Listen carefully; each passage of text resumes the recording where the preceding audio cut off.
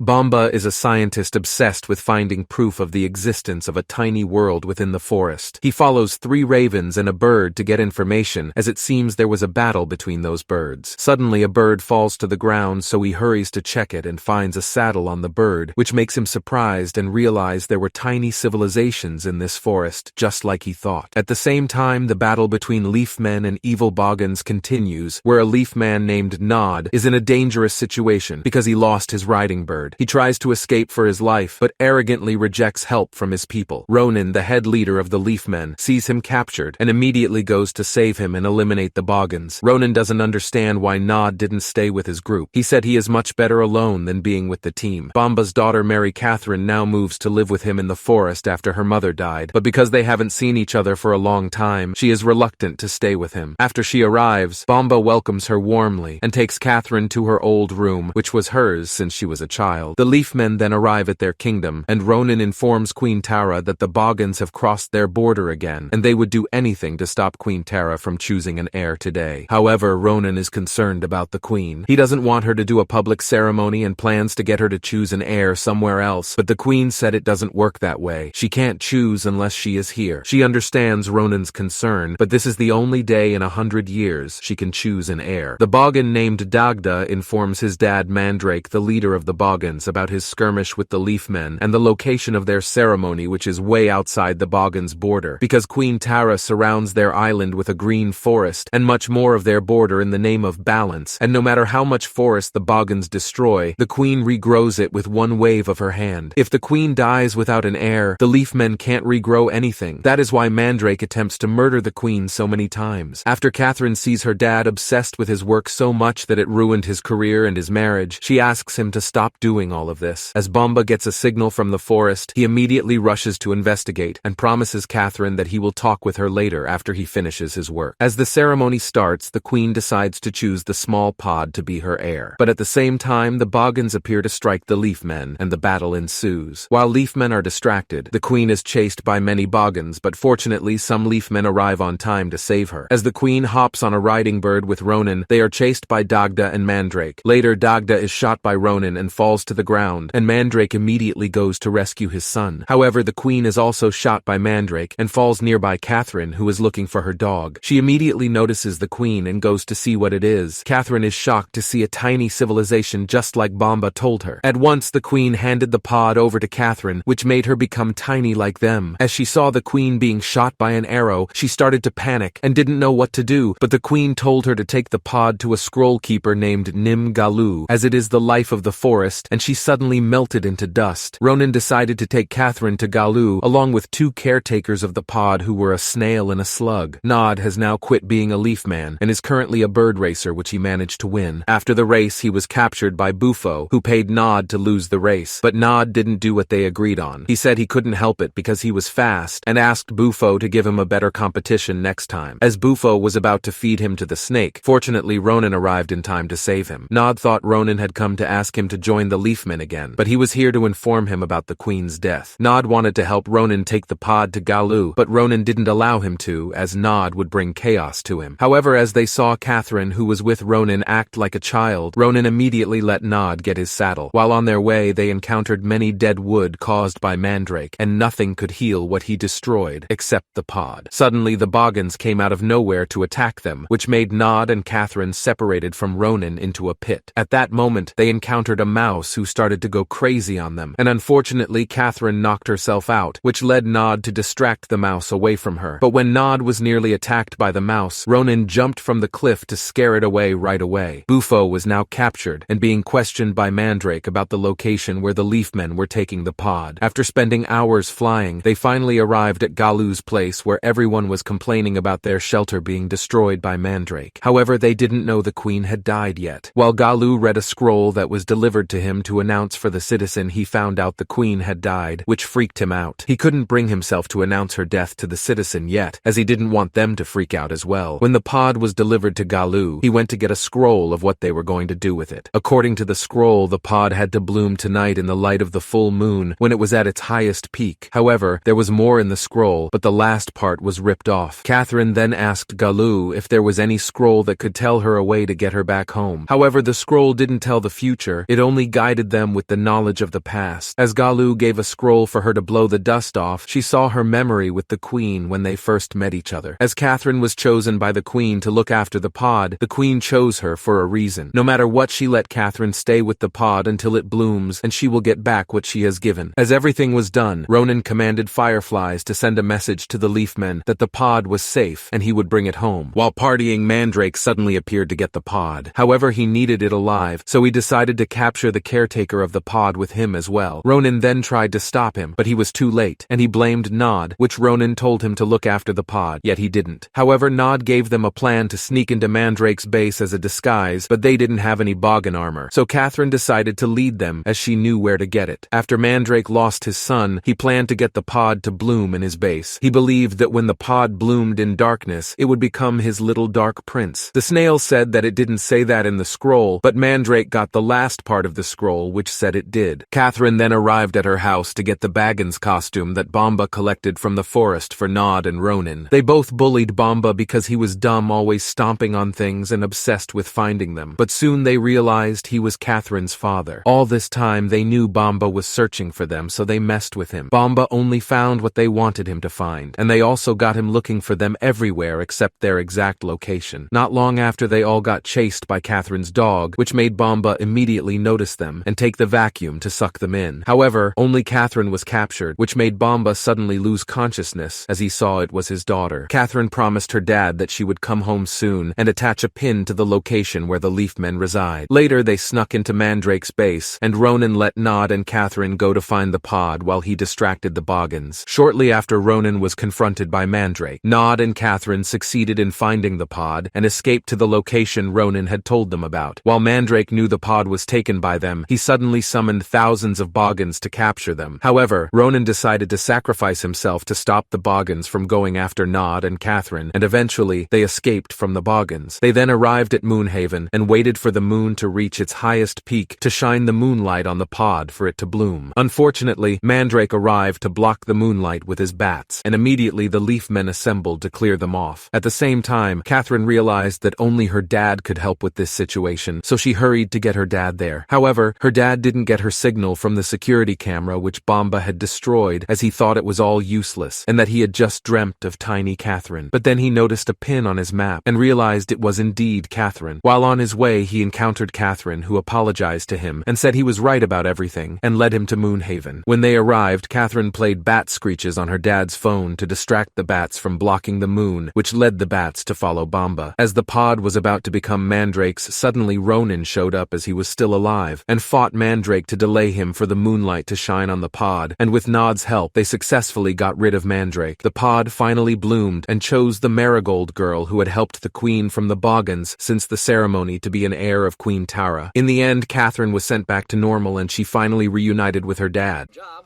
Many leaves, one tree. That's what I always say. Uh-huh.